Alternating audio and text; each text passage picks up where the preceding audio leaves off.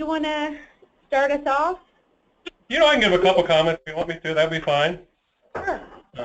I think the only comments I would have is I think we're kind of going through a transformation or a progression here of how we do budgets and things like that. And there's varying degrees of some departments have been very involved in the past, some haven't. So this is definitely a progression of putting a lot of the accountability, most of the accountability for department budgets back with the department managers. So I think that's a good step for us as an organization.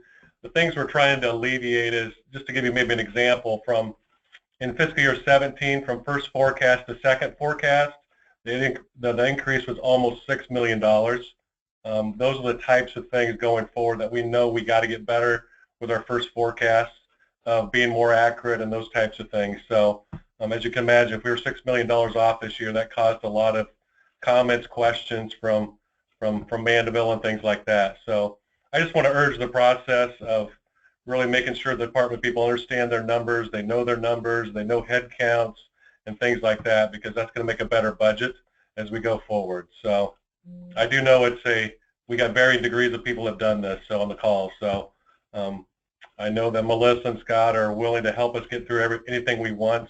And then at some point, honestly, everything's going to get wrapped back together.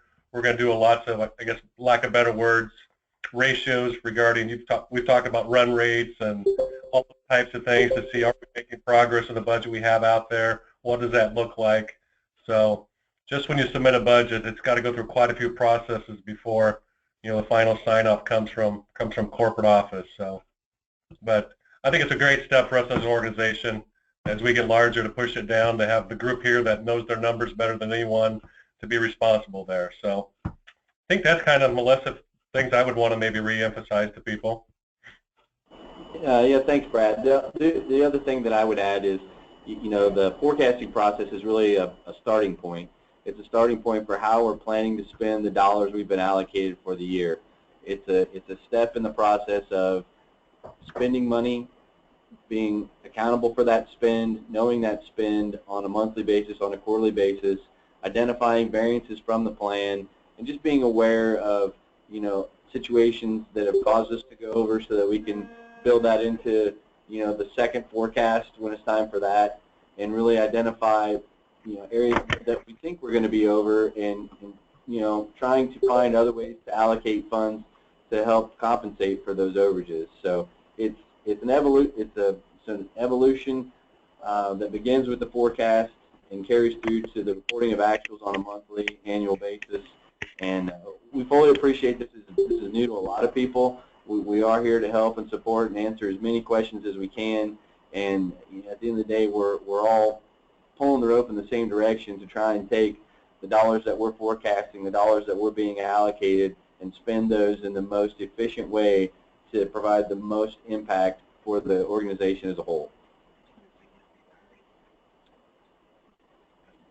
Okay. In addition to that, I know a lot of people. Oh, go ahead. Does someone have something to say? Yeah, this is Randy. I guess to that point, one of the questions I have, has just recently taken over the private products department.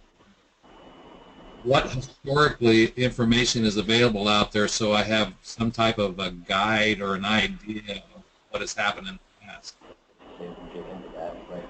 Yeah, that's a really good question, actually, because we did a lot of restructuring to kind of break out some of the admin pieces and the operation pieces, so that we have better reporting and better accountability. We're still trying to get into how to break out the historical figures to be able to provide details to each of you, but we can kind of go through what we'll be sending you and how you can analyze what we're giving you. And part of what Melissa will go through here shortly is the contents of the forecast package that will be provided to each of you, that will contain actual expenditures for the current year by month, as well as the overall second forecast and first forecast, to kind of help you build your fiscal year 18 forecast. But like I said, it's probably not going to answer all the questions you have, but we're more than happy to wade through the weeds and try and get you pointed in the right direction if you do have questions that what we're about to present does not answer. And I know that everybody's kind of seen emails go out about Concur and how we're going to start running the invoices, the accounts payable invoices through Concur. We're going to try to run, we don't have a deadline yet, but I think, you know, within probably the next 60 days, run all invoices through Concur for approval. That will give each of you visibility to approve the invoices that are hitting your expense accounts. That'll help you when on your monthly P&Ls when you're trying to figure out the variances. It'll help with doing these forecasts and the reforecasts. And if there's anything that we need to change as far as the process goes, we're really all ears to hear. We want to make this as smooth as possible. Are there any questions before we get started on the workbook? All right. As you'll see, the first tab in the workbook is just the instructions. Oh, yep. Scott just wanted me to remind you all, this is the workbook you guys will receive. They won't obviously all look the same because everything that you're responsible for preparing a forecast for, all those locations and lines of business will be in here. So some of you will have, you know, a few tabs, and some of you will have a lot of tabs, and they'll all kind of roll up together. So the first tab in the workbook that you'll receive is the instructions. We'll just kind of go through the instructions. It starts out with the timeline, so understanding the timeline. My mouse here. So we put together a little bit, a calendar here. Here on the 10th, we're having our budget kickoff. Everybody will have a week and a half to be working on their budgets and looking at analyzing those historical figures before their head count summaries are due. And this, Scott, correct me if I'm wrong, head count summaries, this is new, correct? Yeah, this is a little change from the way we've built these forecasts in the past. In the past, what we've gotten from each of the department has included their estimates for personnel costs. And the issues that we ran into was, in some cases, all individuals in those departments were picked up, some weren't. We had varying degrees of merit increases built in, some where we had headcount additions picked up, some where we didn't. So what we decided to do is solicit from each of you. Can you go ahead and go to the headcount summary tab? Basically, a summary that you'll document on this exhibit right here of any additional headcount you want included in your budget. And what you need to provide us with is an estimated date that would be effective, kind of an overall role, the proposed salary, and then the state. This form will calculate based on the start date, you know, the fiscal year 18 impact. The way we will build your budget is we're going to work with HR to build your personnel costs based on existing heads as of right now, plus any proposed additions you have. HR will lay in consistently across all departments level of merit increase and based on existing salaries, and then we'll provide you back at a later point in time a summary of those personnel costs and a listing of everybody that's in your department so that we can cross-check to make sure we've got everybody put in the right buckets. At the end of the day, hopefully this makes it easier for you, because all you've got to do is provide us with additions and then review what you get back to make sure it looks prudent. Hey Scott, this is James. Can you send me the link for that adjuster job for $200,000? I don't think you're qualified for that one. Already been filled. Hey, James, it's already been filled. Yeah. Yeah, exactly. Are there any other questions as far as what's expected from a headcount standpoint? Yeah, I noticed that date is February. What happens if we have an opportunity to add staff a month or two after that? How do we handle that? I think we just, you know, it's a moving target. We appreciate the fact that we're asking you in February to, you know, to project for the rest of the year. Just, you know, let us know, and we can get it built into the forecast clear up to the point where we're finalized. As we walk through this calendar, you'll see there are varying degrees of you providing us with data, us reviewing it, giving you feedback, providing it to the executive group. So I believe our final sign-off date is we're projecting it to be the 21st of March. So we do have some wiggle room. Obviously, we'd like to get these things finalized as soon as possible and not be messing with individual headcount additions late or even in the middle of March. But we are able to do that if, you know, if for some reason something does come up. Hey, Scott, this is Brad. Would it be helpful to go, like, if you got existing headcount today is 40, and you plan to add one more in fiscal year 17 to have a 1, and then if you're going to add 2 bodies in fiscal year 18 to put 2, so you knew where those 43 were at? Absolutely, and that's kind of why the effective date is on there.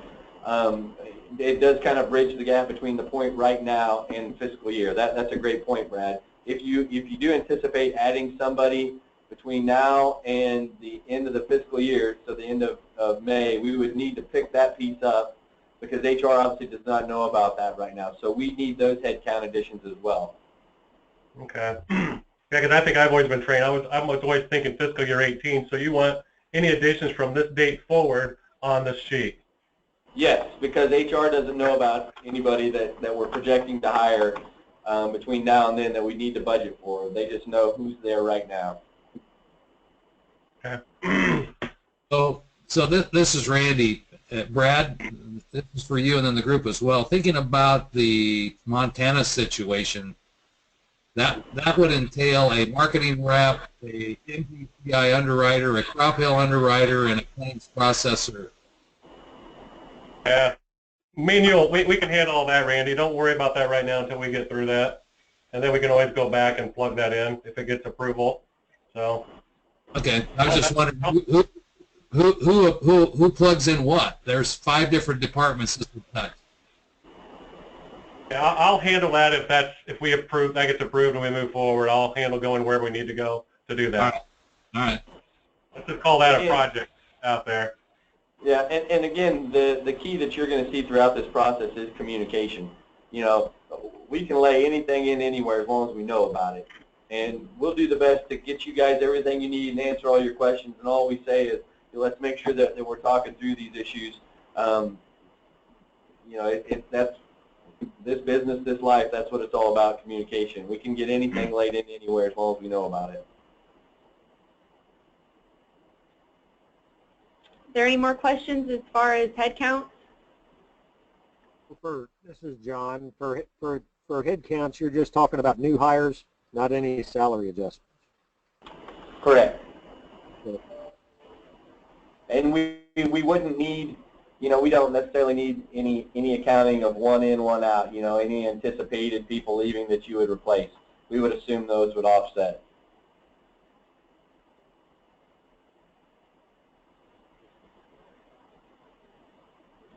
Well, in essence, what you're saying, Scott and Melissa, is you're going to take and pull all the current salaries, you're going to load the benefits, you're going to look at a percent of raise factor next year and apply all that stuff evenly across based on the historic.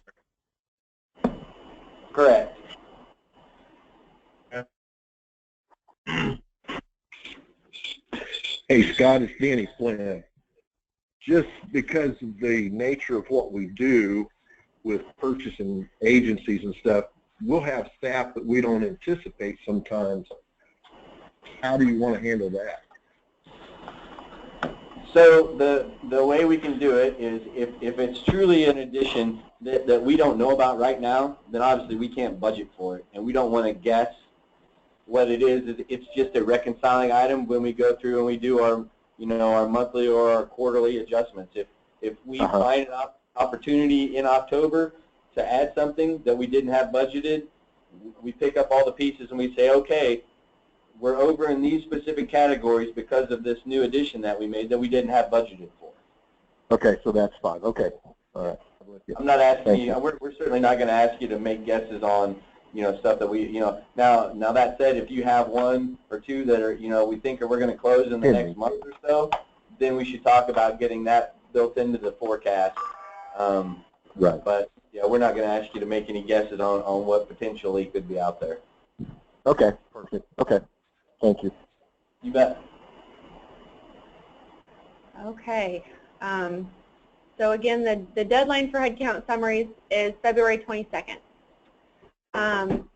looking through the timeline, you'll still have plenty of time to do budget prep. Well, we say plenty of time loosely. The first draft of the SG&A will be due Friday, March 3rd. And what that will entail, while you're preparing your budget, you'll use all the tabs that we have laid out in this workbook that you receive. Starting from the very right, this is the account detail. Let me kind of increase the size a little bit here. The account detail, this will be for fiscal year 17 actuals through January. So you'll have a few months that you're missing for the end of the year, but you'll have it at a detail level, and then you'll have it at the bucket level where you'll see, you know, this is, I think, what you guys have all prepared in the past, the personnel buckets and T&E buckets. So you'll have your actuals for fiscal year 17, and then you'll have a template. And this template is green because it coincides with the due date. So this is essentially what's due on the 3rd of March. The grayed out cells are the cells that we would expect you to have expenses in because you've had expenses there in the past. If there's a new set of accounts that we need to add, we can absolutely do that. Anything that is not highlighted in gray, we can take care of in the accounting group. But the expectation is that all these gray lines would be filled in, and then all of that rolls up into this template. So you will not have to complete this template, and even if you try to click on things, it's protected so you don't have to worry about it.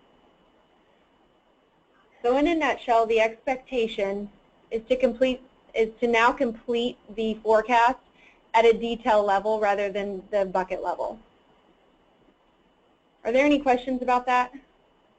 Melissa, this is Brad. When you say they're all rolled together, will that be both DCIS and HCI expenses for, take an example of, I mean, James would be a good example. As we roll everything together, what will that look like? Will both expenses be in that historic that you give them? They can't, well, let me think here. They won't be. They won't be, no, they won't be. You know, because we separate the two out currently, so the historical detail will be split, but I believe, Brad, you and I have talked for 18, we want those combined together, but the way we'll record them is we'll still have the ability to break them out separately. I mean, for example, like Rocky, we had a DCIS compliance team that did have a budget code, which I'm sure we got all that historic, and now we're going to have the HCI, we put them both together. How does he budget that? With them combined? He's not going to have combined numbers? Because I don't have it broken out from HCI compliance only. I got everything in a HCI operations bucket. I believe it should be combined. It's got to be combined for 18, yeah. Yeah, but we still have to find a way to split it, you know, for tracking purposes, for, you know, to provide Rick with the numbers that he needs. So we'll probably have to really think about how we code that stuff when it comes through, and for budget purposes so that we can track it. It's certainly going to be a challenge, but I think at the end of the day, what we need to roll up is all one together, you know, on a roll-up standpoint, because that's I agree. I agree. So we'll just have to work through those issues, but yeah, anywhere that you've got those HCI-specific individuals, the actuals you'll get will be split between what's in HCI and DCIS for fiscal year 17, and you'll have to combine those to kind of get your total run rate for 17. But to Brad's point, like how Topeka specific stuff that's relevant to operations now for historical purposes to incorporate that into these figures. You kind of faded out there at the very beginning. What was the? Sorry, so I'm not clear. Kind of to Brad's point, we've got this. What I'm understanding is we want to combine them going forward. I get that, but for Heartland stuff, that's for historical purposes to get an idea of what those figures are to incorporate them into a line number.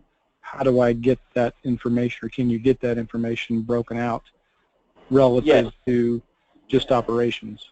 We have the HCI bucket. Yeah, we definitely have the historical figures for HCI separated out in its own line of business.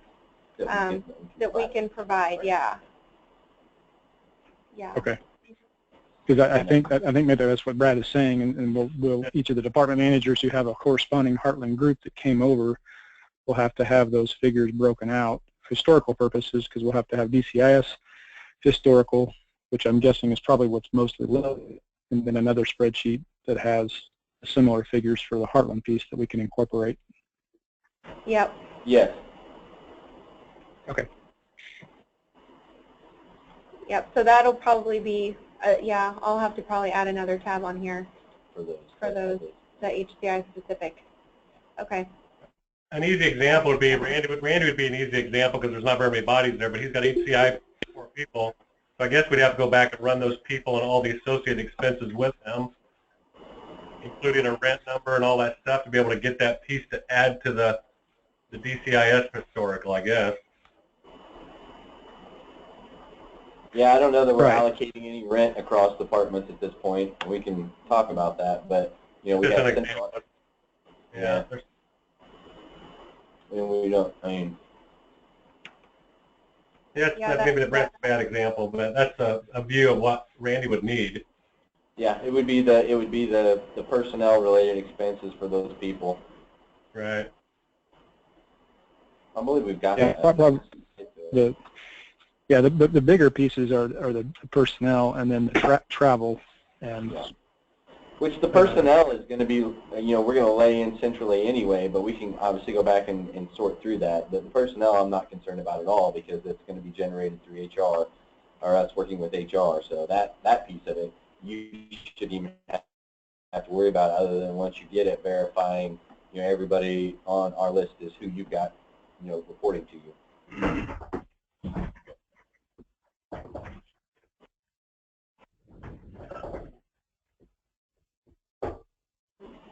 We do realize and want to stress the point that we are asking for inputs at a lower level of detail than we have in the past. In the past, it's been a higher level summary type of input from a budgeting standpoint, but this is going to enable us to better track actuals, and you guys are going to, being approvers on the Concur AP side, or having delegated approvers, you're going to be able to see everything that hits this account level detail.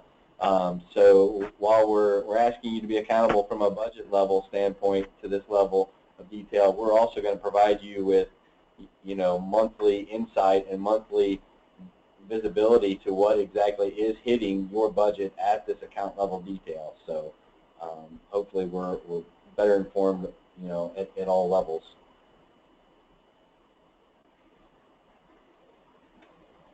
Are there any questions right now? Okay.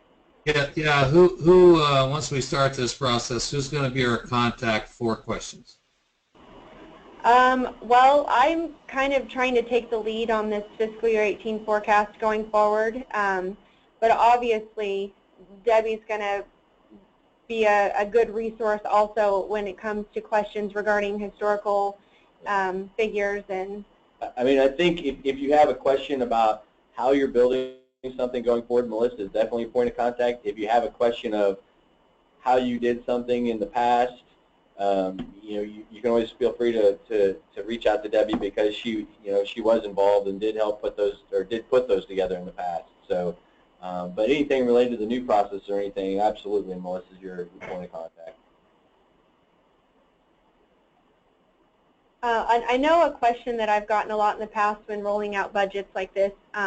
There's always confusion about what expense types to use for what, and what we've always just told people is, once you put the number in your forecast and then you see these invoices go through Concur and you're approving them, make sure that you understand the expense types that we're using when we code those invoices. If you put, for example, just looking at the screen, if you put something in office supplies when you're doing your forecast, and we send it through under the courier and postage expense, then you'll know that that needs to be office supplies. And it's not going to be 100% accurate all the time, but that's the purpose of getting Concur up and running, is so that you guys have that visibility. Melissa, will we be provided with, just as you're talking about those different categories, can we get to a point where we have a generally accepted set of definitions of what each of those would entail? That's a very good question. Absolutely, that's a great idea. I think we could all benefit from that. We'll work on putting something together for sure and try to send it out. I don't think the workbooks are going to go out today, but we're hoping to get them out Monday. So that gives us some time to put those definitions together. Thank you. I think that might really help drive consistency. Yep, absolutely. Great idea.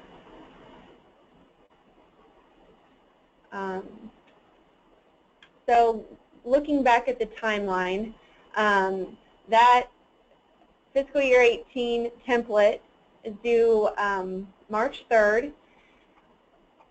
At that time, we'll sit down and review all of those first drafts and schedule departmental reviews with each individual who prepared a forecast or was a delegate for a forecast, and we'll talk about variances. Do you want to talk about the bridge schedule? Yeah. At that time, we'll also discuss, this is something that Scott's always implemented, it's called a bridge schedule. And here's an example. Yeah, so this is, there's two ways to look at budgeting, and what this kind of does is it kind of brings the process full circle. When I start with the forecast, I'm going to get, so for my fiscal 18 forecast, I'm going to go back and I'm going to look at what my second forecast for fiscal year 17 was, and that's going to be my starting point. Usually a pretty good place, and then we need to make that connection between what that second forecast of 17 was and our ending year 18 is. And what this schedule does is it allows us to chunk those any significant changes between the second forecast for 17 and the final, or the fiscal year 18 forecast, so that when we open up your budget and we see, oh gosh, okay, Danny Flynn's up $1.5 million. Well, why is his budget up $1.5 million? Well, he's going to have 4 different things that are driving that increase. He's got, some anticipated, additional travel, and again, we're not looking for little fluctuations, but we're looking for the bigger pieces that are really driving the change between those forecasts, so that when we go to review it, we know what the big changes are, either up or down. Does that make sense? And I know this is something new that's never been asked of before, but what it really helps us do is it helps us when we're reviewing it, and then it helps us when we're reviewing this with corporate, so that we can say, look, these are the significant items that are driving these increases. And it really helps you put some thought into, okay, does it make sense that I'm up, or down these amounts? Well, yeah, because I've got these 4 or 5 items. The format of this is going to be a little bit different from everybody else, but basically the way we have it set up here is by significant type or expense type, you can drop in any significant changes, and then down below there's a place to put in some, you scroll down a little bit. Yep. So then down below there's a place to put in a little brief commentary describing the significant movements that get you from one number to the next. Appreciate the fact we have it set up right now to where it will calculate any difference. If you have a bunch of stuff that's just other, feel free to put it in there and just put it to other so that it all fits and it all rolls. But really what we're looking to capture here are just the significant items that are driving changes between those 2 forecasts at a high level of detail. I'm your contact point if you have problems with the bridge schedule, because this is my monster, and I definitely have in my mind how I want it to look. So like I said, when I do a budget, I use this early on to kind of try and set my target, but then definitely do it at the end to reconcile where I'm at. But everybody, there's no set way to use it, but for sure it needs to be done at the end to make sure we reconcile between the 2 forecasts. So when you get to that point, if you have any questions, feel free to give me a call. On my screen, it was showing Melissa Wellman is talking. Who am I giving a call? Me. You're calling me. How much easier? I apologize, but I don't recognize voices yet for people. Who am I calling? This is Scott. Scott who? Scott Howard. Thank you very much, Scott. You bet. We got Scott Hall, Scott Howard. We got a lot of stuff going on here. I just want to make sure I understand who I'm calling. Nope. If you have any questions about the process and you cannot reach Melissa Wellman, you feel free to give Scott Howard a call.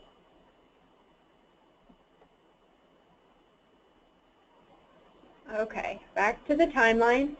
So during those departmental reviews, we'll have those conversations about what's on the bridge schedule and making sure that all that agrees. Any changes that have to be made will be due on the 10th. Usually we can make those changes during those departmental reviews so we're all on the same page. There'll be one full accounting review. And then March 15th, everything associated with the premium and fronting and all that is due, just so we can have a little bit of time to lay those numbers in and know what the end result's going to be before it gets to executive review on the 16th and 17th. And our goal is to submit it to CGB by the 20th. By the 21st, we assume that the fiscal year 18 forecast is closed and we're going to do all the ancillary reports related to it. Are there any questions or concerns about the timeline? And by all means, you don't have to wait until the 3rd to submit your SG&A. If you get it done sooner, like, I don't know, Rocky, if you're on the call, but I know you'll get yours right away. Rocky, we don't want you today, please. I don't want to get on your bad side, Melissa. Yeah, you don't have to wait till the 3rd. That's just kind of the hard deadline we're trying to set to keep everything on track. Are there any questions about the presentation? All right. We did not need a full hour. That's good. I'm sure you guys will think of stuff. And, you know, no matter how small the question is, feel free to reach out to me, Scott Howard, or Melissa, if you have any questions about any of this. We appreciate the fact that we are changing this process up significantly and want to make sure it's as painless as can be for everybody. So no matter how small the question, don't sit there and spin your wheels. Just pick up the phone, give us a call. You know, we're happy to help you guys through this. I mean, we want this to work as much for you guys as it does for us, and make things as easy for you guys to track and manage your expenses. So it's a team effort, and like I said, we're happy to help in any way we can. All right, if there are no further questions or comments, we can adjourn. Get back to work. Thank you very much. All right, thanks everybody. Thank you all. Okay, bye-bye. Thanks.